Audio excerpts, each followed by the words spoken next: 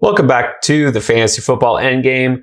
To our loyal viewers and subscribers, thanks for joining us once again. If you're new to our channel, welcome. Hit that subscribe button right now. It doesn't take very long. And check the description below to find links to our mock drafts, which we do each and every week. And also join our Discord server and join all the fun. We're going to talk about fantasy football all throughout the preseason and during the regular season to give you that edge to help you win this year.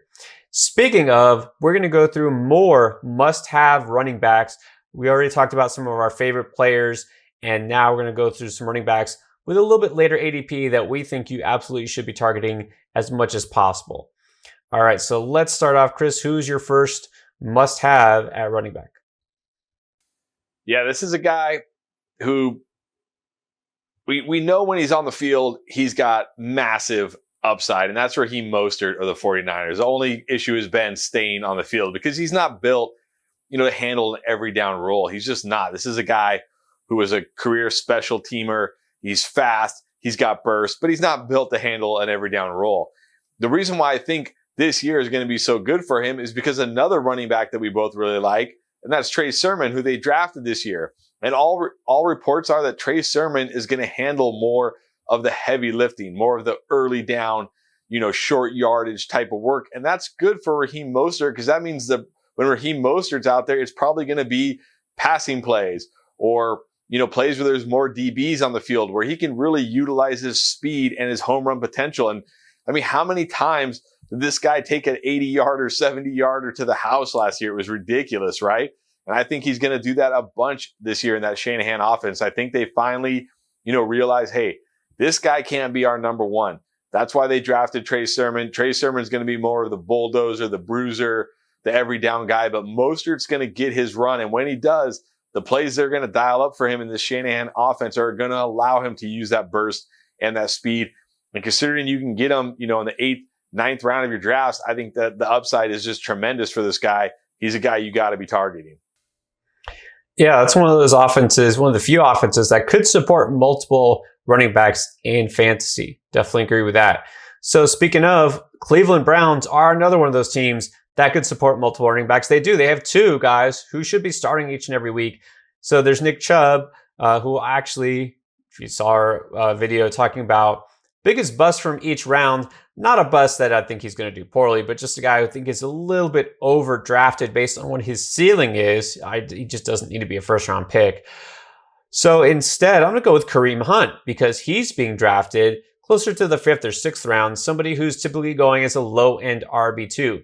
Now, Kareem Hunt maybe won't get as many touches in the backfield as Chubb. He's going to get more targets. He's the pass catcher. And in PPR leagues, full PPR, that's more valuable. So, what Chubb has in the rushing game, Hunt has in the receiving game, but Hunt always does get his share of carries as well. And as we've seen, if Chubb goes down with injury like he did last year, Hunt is the man. And this is a run-heavy team, a team that has a really good offensive line. So Hunt has standalone value. He is a high-end insurance policy and somebody who brings value in PPR leagues every week. So when it gets to that RB2 range, you have guys who are maybe going to be a starter, maybe in a committee, those Myles Gaskin, Mike Davis types. Hunt is probably the most solid pick out of all of them. So he's usually the guy I'm targeting because I like to wait for my second running back more often than not. All right, Chris, give me another running back that you absolutely must have. Yeah, I'm going to give you another running back, a guy who's his quote-unquote RB2 on his team, and that's Kenyon Drake, who, last year was going in the second round of drafts because everybody thought this guy was going to be an every down player for the Cardinals. And he was an every down player for the Cardinals, but the problem is Kenyon Drake is just an okay running back. Not worth a second round pick, doesn't have that kind of talent, but now you're looking at a guy who's going in the 9th, 10th rounds. And now you're looking at a guy who, in my opinion, is an absolute value because he's good enough to get carries and work in this offense. And I don't think the Raiders paid this guy $11 million to stand on the sidelines while Josh Jacobs racks up all the work.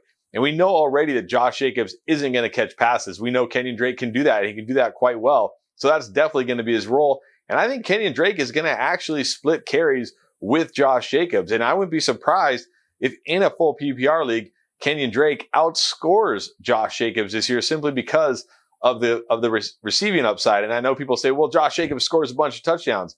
That's true. But you know who else scored a bunch of touchdowns last year? Kenyon Drake. In fact, Kenyon Drake was number 2 in goal line carries last year. Josh Jacobs was number 3 in goal line carries. So don't just automatically think Josh Jacobs getting all the goal line carries this year, because Kenyon Drake can handle that role very well also. So I think we're going to see at least a 50-50 when it comes to the early down work. And with Kenyon Drake getting the bulk of the receiving work, I honestly do believe Kenyon Drake will outscore Josh Jacobs in PPR leagues this year. I believe he's the better value between the two Raiders running backs. And again, the fact that you can get him in the 9th, 10th round means he's an absolute must draft for me. Absolutely. Whether he outscores them or they wind up about the same, the fact is you're getting one much later. That's a far greater value. So definitely makes sense to get Drake. Now, talking about guys who are workhorses and goal line touches and receptions, how about the guy who's going to do all of it? So before we get deeper, I'm going to go back to an early running back. Najee Harris is being criminally underdrafted. That's right. It's just too late, for him to be going in the 2nd round. I really think he should be a 1st rounder. I'm getting higher and higher on him as the preseason goes on. This is a guy who's going to be everything for the Steelers offense. That's why they spent a 1st round pick on him. This is a team that loves to run the ball, wants to run the ball. They crave a running back like him, and now they have him. All right. It talked about James Conner. He was banged up last season, kind of ineffective. And I get the concerns about the offensive line. No, the Steelers' offensive line isn't what it used to be, right? We accept that. But it doesn't have to be the best in the league, because when a guy gets that many touches as we project Harris to have, I think between his targets and his carries, he could go over 300 touches. And there's not a lot of running backs who are going to do that. And it's still a pretty good offense. So this is a team that is going to feature him. This is a player who is explosive and is the best running back in this rookie class. What are we waiting for? Who are we putting ahead of him, and why? I just don't understand why certain players like Nick Chubb, who I already mentioned, are going ahead of Najee Harris when Harris is going to get the passing work and Chubb is not. And also Chubb is splitting time with Kareem Hunt, and Harris is splitting time with absolutely nobody. So I'm really targeting Harris as much as possible in this year's drafts. All right, give me one more must-have running back. Yeah, what do we look for in a handcuff running back? I know a lot of you look for the backup to a stud who doesn't get any playing time unless the stud is hurt. And that's not what you want to look for. You want to look for a guy who has a defined role and whose role could increase if the running back ahead of him gets hurt. And to me, when we're looking at these late round running backs, one of my favorites is Giovanni Bernard, now of the Tampa Bay Buccaneers.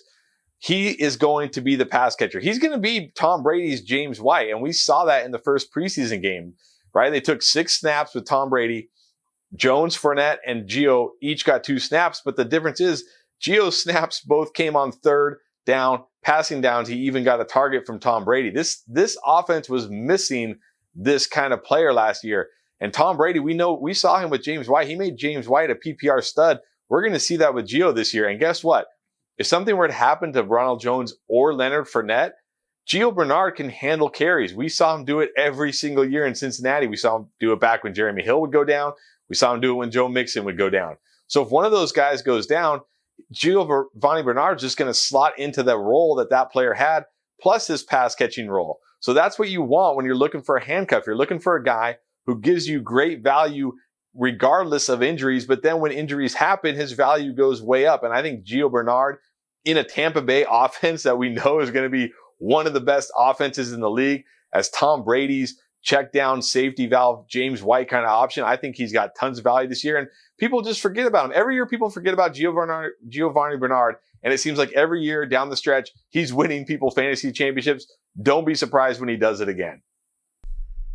Absolutely. When you have Tom Brady throwing to you, that's usually a good thing. It tends to work out for guys. But I'm going to go with the guy who's very different, kind of an anti-Gio Bernard. Instead of a pass-catching threat, he's more of a bulldozer type. That's Rashad Penny. So, look, I get it. He has to stay healthy. That's it, right? If he stays healthy, then we'll talk. But so far, so good. This offseason, he's looking leaner. He's lost some weight. He's in good shape, on track to be ready week 1. How much work will he get? As much as he can handle, I think, honestly. I know Chris Carson was brought back to Seattle. That's fine. But the plan was always for those two guys to be a 1-2 punch. And, Rashad Penny just couldn't stay healthy. And you saw what happened when Chris Carson had to carry the load by himself. He broke down and was hurt himself late last season, and that affected the whole offense. And then, of course, that's when Russell Wilson wound up scrambling for his life most games. So they really want to establish the run, like for real this time. They want Penny to be involved. So this could be another 1-2 punch we see.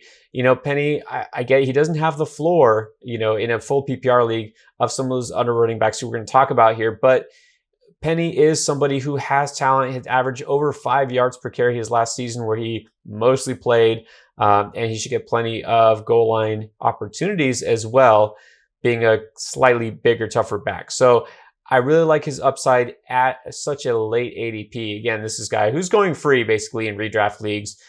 Definitely a great late best ball pick for sure. But again, take a flyer on him. This is somebody who, again, former first round pick on a good team.